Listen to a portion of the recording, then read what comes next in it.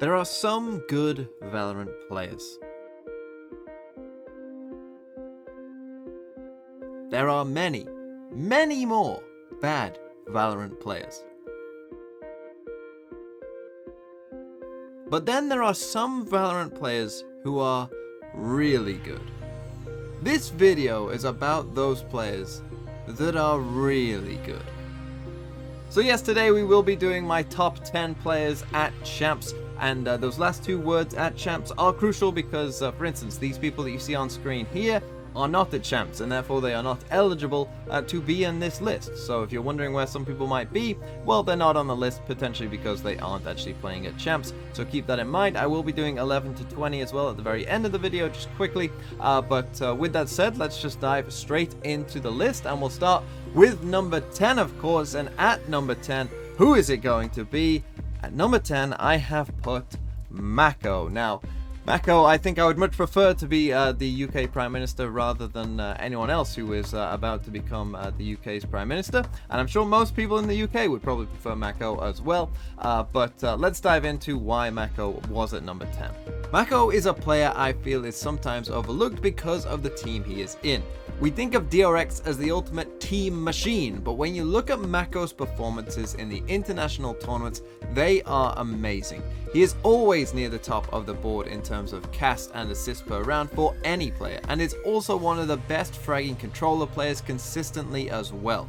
He is more than deserving of his spot for this incredible all-round game. And so let's move on to number 9, and at number 9 we have Scream, of course, and let's find out why Scream is at number 9. Scream is a name everyone knows, and we all know why he is on this list. His fragging power is insane, which he already showed this year at the first Masters in Iceland. But recently in the LCQ, he showed that firepower again, which is made even more impressive now considering he is also the IGL. Sure, you may not think of him as the big brain IGL player, but the fact he can still put up the numbers while shouldering that responsibility is insanely impressive. Moving on to number 8, and in at 8 we have Alfia is our number 8 player, and so let's find out why. Alfia is a menace, a demon, and whilst he started a little slow in his first international LAN event, he definitely grew as the tournament went on and began to show some of his insane power as a player. He is now playing in front of a home Turkish crowd who I can only imagine will be supporting him heavily. Now is his time to shine.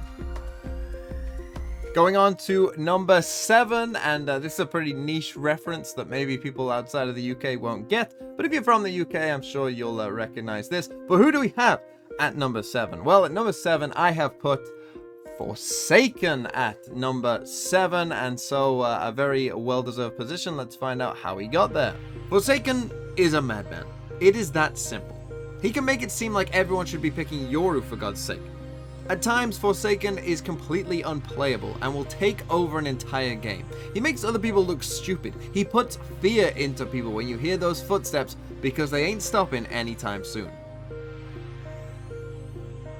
And now let's move on to number 6, and at number 6 we have a very special player indeed, and it is Marved. If you're wondering what the reference is, it's 6 geese are laying, so we have 6 Marved, which would be quite the team, I think. You know, 5 Marvs and a sub of Marved would be quite a good team indeed, but let's find out why Marved got to number 6. Marved has proven himself to be the best controller player in the world.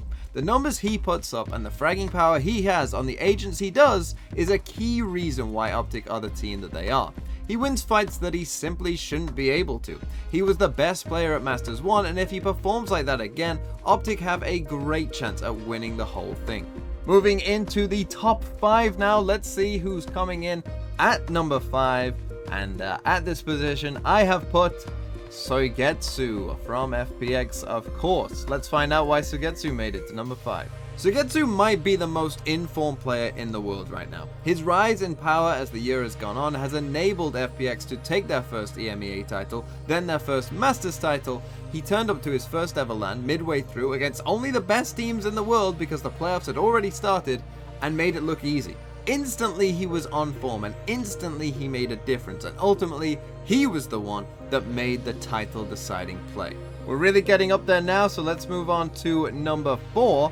And at number 4 we have Durka from Fnatic, of course, very deserving. I'm sure we're getting to the point where you all know why these players are here, but let's explain why Durka is up at 4. Durka had probably his worst LAN tournament to date at Copenhagen, which goes to show how good he really is, especially considering he put up one of the best individual performances of the whole tournament against FPX. He is still a god amongst men, and will still probably carry Fnatic to winning maps completely on his own. By the end of Champs, putting him 4th might very well look like trolling, as he could easily be seen as the best player bar none by the end of the tournament. Moving into the top 3 now, let's see who we have at number 3. So, in at 3, we have Xiao. Let's find out why Xiao is at number 3. This one might surprise people somewhat. Many might have his teammate Sugetsu ahead of him, but to me, Xiao is perhaps the most complete all-round player the game has. He can seemingly perform in any role, which he already has shown throughout the year. He makes smart decisions, he uses his utility extremely well, and put him in a 1v3 and see what happens next. This man willed FPX through at points at Copenhagen. He pretty much single-handedly won them a map against DRX. He is everything you'd want in a player. And so we move to our top 2 players. So who do we think we have at number 2? Well, at number 2, I decided to put Jing. Sorry for this Jing and what I chose to do with the number 2 picture here, but I thought it was pretty funny. But let's find out why Jing is at number 2. Jing defies human logic. Can he overheat at times? Yes, of course. The thing is, he often turns those overheats, those mistakes, into round-winning plays. When he starts playing, he has one mode, causing utter chaos and destruction to anyone who dare come within his sights. He does things that don't make sense considering who he is playing. It sometimes looks like he's smurfing in official games against the best teams in the world. And then finally, of course, at number 1, I'm sure many of you already know who this might be, of course, because at number 1, I have put Ye, and that will not be a massive surprise, I'm sure, to many people, but let's find out why I did put Ye at number 1. Ye is the most consistent player in Valorant. He joined Optic, who were then called Envy, in August 2021. It took until June 2022 for him to have a series in which he had more deaths than kills. That is simply absurd and should have never been possible considering he was constantly going up against the top teams in the world. But that's Ye.